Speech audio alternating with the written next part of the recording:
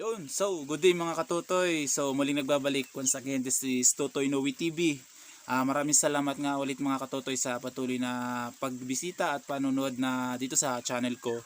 So mga katutoy, marahil ay marami tayong pinagdadaanan. So madaming bagyo ang dumaan sa ating bansa. So napakahirap mga katutoy na kung patuloy na sunod-sunod na bagyo yung darating sa atin, parang uubusin yung ating hanap buhay at siguradong palulubugin yung ating pag-asa. So hindi lang yung mga katutoy, so kahit ganun yung nangyayari sa ating buhay, so dapat hindi tayo mawala ng pag-asa. Pray lang at meron naman tayong inasa na may nagbabantay sa atin, yung nasa itaas. So ngayon mga katutoy, itong vlog na ito ay ginawa ko para maipakita ko sa inyong kakaibang special na prutas dito sa lugar namin.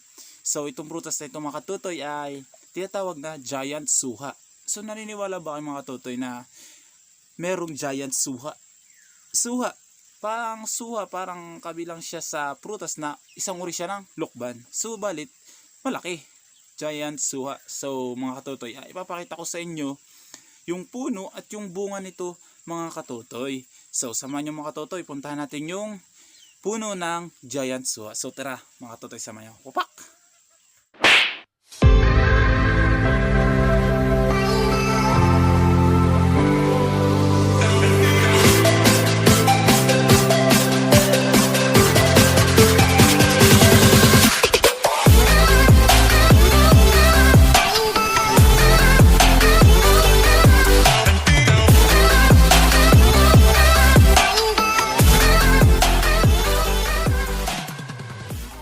So ito mga katutoy, maglalakad na po tayo papunta po dun sa puno ng giant suha. Tingnan natin mga katutoy. So kakaiba tong prutas na ito mga katutoy. Siya nga pala itong prutas na ito mga katutoy, ang binhi nito, yung pinagmula ng bunga niya, yung buto, ay nanggaling pa mismo sa Davao City pa mga katutoy ito nanggaling. So maalamat ng kwento ng giant suha na ito mga katutoy dahil lang nagtanim nito yung lula ko pa. Napakatagal na panahon na mga katutoy na patay na yung lula ko. Subalit yung giant suhang ito ay ito, buhay na buhay pa rin at napakadaming bunga. Yan natin mga katutoy. So ito mga katutoy, narito na po tayo ngayon sa puno ng giant suha. Tingnan natin mga katutoy kung gaano kalaki itong giant suha na ito. So tara. So siya nga pala mga katutoy, nung dumating yung bagyong Rolly, maraming nalagas mga katutoy dun sa bunga ng ating giant suha. So napakadami siya. Hindi lang nasa 20 piraso yung nahulog mga katutoy. So ang ginawa namin, kinuha na lang namin yung mga hulog. Subalit yung iba ay mga hindi pa pwedeng mahinog. So para mura pa hindi pa siya gasinong matamis pagkakainin. So nakapanghinayang mga katutoy kasi nalagas lang siya Imbis na lalaki pa siya, hindi na. So ito mga katutoy, tingnan natin. Tuloy tayo. So ayan mga katutoy. Oh, giant suha. Napakaganda pagmasdan mga katutoy. Para siyang mga bulang nakasabit. Ang dami niya mga katutoy. Ayan. Ayan oh. Ayan. Ito ba, merong isang napakalaki katutoy oh. Yun. Ayan. Giant suha mga katutoy. Natin na. Ano pa tayo?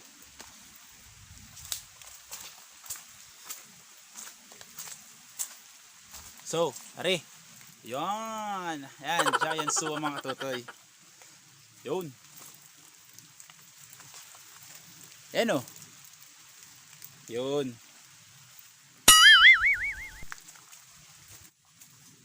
Yan mga katutoy oh. Ayan. Oh. Ano, naniniwala na kayo mga katutoy na may giant suha. Ayan mga katutoy. Yan oh. Ito mga katutoy. Yan ang bunga niya.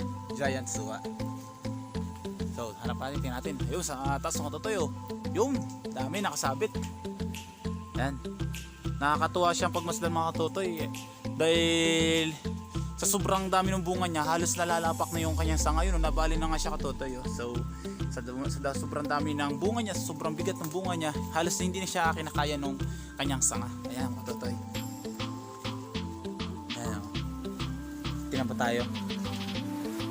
Ayun, yung pinakang puno niya katotoy. Hindi siya kasi noong kalakihan. Madami lang siyang sanga mga katotoy. Ayan. So siya nga pala katotoy, papakita ko sa inyo yung nalagas. Yun, yung mga nalagas mga katotoy na bunga ng suha, napakarami yan. Mga maliliit pa katotoy eh. Hindi pa siya kasi nung katamisan pagkakainin. Tingnan natin. Ang iba pa dito mga katotoy. Yun, yan. Yun o. Maraming mga katotoy, ang laki o. Yun o. Laki niya. Ibang nakamanghang pagmas ng mga totoy. Kaya yun giant suha. Yun, dami niya mga totoy oh. Yun dito. Yun oh. Yun, dami ng bunga mga totoy. Yan. Oh.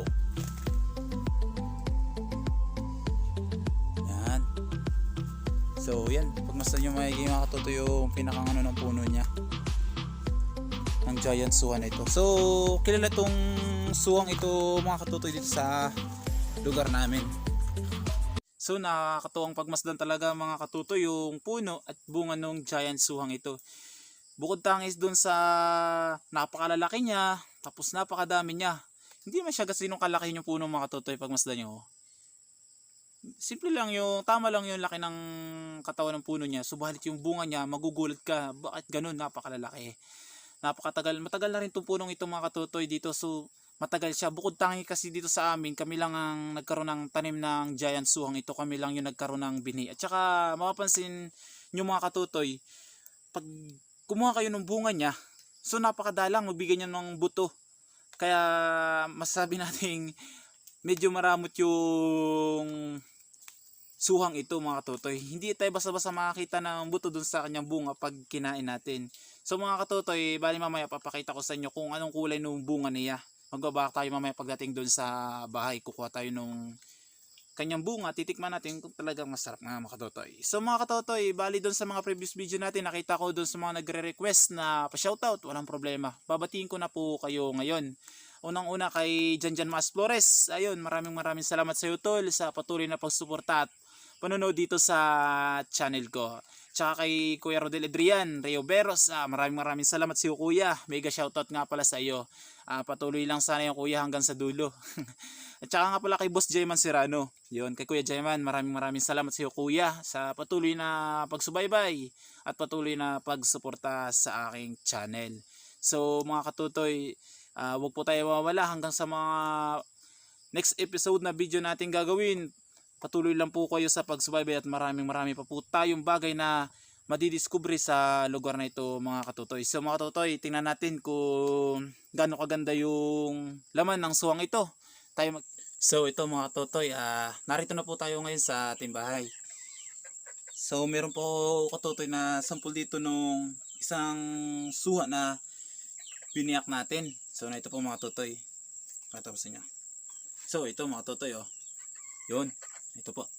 Kung mapansin po natin yung kulay niya, medyo nagpiping po siya. Parang agaw rosas po yung kulay niya. Ito mga katotoy. Yun. So mga katotoy, gaya nga po ng sinabi ko kanina, titikman po natin kung talagang tunay nga bang masarap ang suhang ito. So tikman natin mga katotoy ha. So siya nga pala mga katotoy sa may nais dyan. Punta lang kayo dito sa may amin. Joke. Tikman natin mga katotoy kung matamis nga.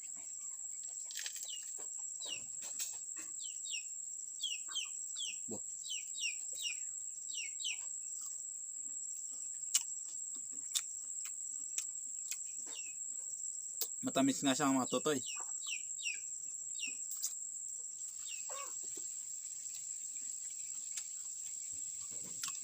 Masasabi kong satisfied ang mga totoy sa lasa niya. Dahil po dun sa matamis siya, makata siya mga totoy. Talagang masarap. Ayun, kumpa natin. Yun. Talagang masarap siya mga katutoy. So tingnan natin yung hatiin natin sa gitna mga katutoy. Yun. Kung napansin natin mga katutoy, yun. Meron tayong nakuha isang buto. So ito na mga katutoy, sa 10 bunga ng suwang ito, makakuha ka din ng 10 pirasong buto. Subalit, napakadalang mga katutoy mangyari nun. Napaka-imposible mangyari nun. Sa 10 bunga nito, swerte mang makakuha ka ng 2 buto. So may isa tayong butong nakuha mga katutoy. Titingnan natin kung tutubo ito. Try natin mga katutoy. So ayun mga katutoy. Yung laman nung suwang katutoy, oh. Yan. Talagang nag-aagaw rosas mga katutoy yung kulay niya.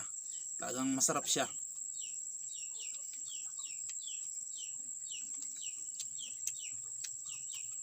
Masarap talaga katutoy. Yun. So sa mga nais dyan na tumikim ng suwang ito, punta lang kayo dito sa amin mga katutoy. Welcome na welcome po kayo at marami pang suwa dito sa amin. So mga yun, mga katutoy, maraming salamat nga pala sa patuloy na panonood sa channel ko. Hanggang sa muli mga katutoy, huwag sana kayo mawawala, patuloy lang po sa pagsubaybay. Yun lang po at maraming salamat. Ingat po palagi kayo mga katutoy. Wap!